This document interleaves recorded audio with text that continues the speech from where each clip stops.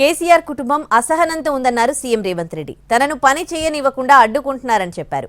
వారి farm house గుంజుకున్నానా అని రేవంత్ ప్రశ్నించారు. 1,00,000 కోట్లు పెట్టి కాళేశ్వరం కడితే కట్టడం కూలడం రెండు జరిగిపోయాయన్నారు. మొత్తం ఫ్యామిలీ అంతా అబద్ధాలు చెప్తోందని సెటైర్లేశారు రేవంత్.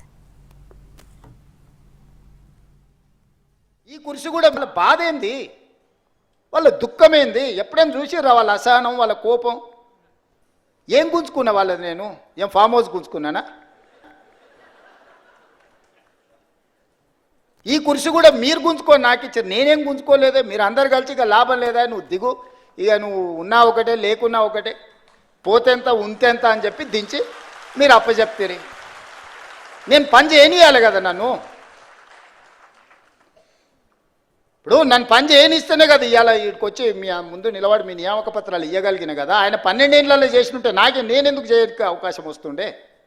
ఆయన పాలమూరు రంగారెడ్డి ఎత్తిపోతలు పూర్తి చేసి ఇవాళ నేను కొట్లాడాల్సిన అవసరం ఎందుకుంది? ఎస్ఎల్బిసి 2005-6లో మొదలుపెట్టింది, 2026 వచ్చినా పూర్తి చేయనందుకే కదా. నేను మనం మొదలు పెడితే ప్రమాదం జరిగి 8 మంది ప్రాణాలు కోల్పోయినరు.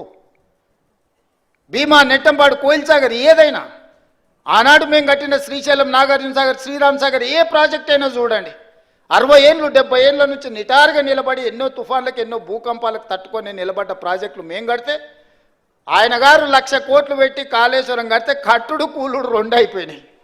దానికి మేము కాళేశ్వరం కట్టినాం, మేము కాళేశ్వరం కట్టాం. అది కాళేశ్వరం కాదురని ఆయన కూలేశ్వరం ఎప్పుడో కూలిపోయింది. ఆయన ఏ మాత్రం సిగ్గుపడకుండా అబద్ధాలు, మొత్తం ఫ్యామిలీ ఫ్యామిలీ ఫ్యామిలీ ప్యాకేజ్లో అబద్ధాలు మాట్లాడతారు. ఒక్కడన్నా ఏమన్నా చక్కగా మాట్లాడతాడు అంటే మీరు చూడరు.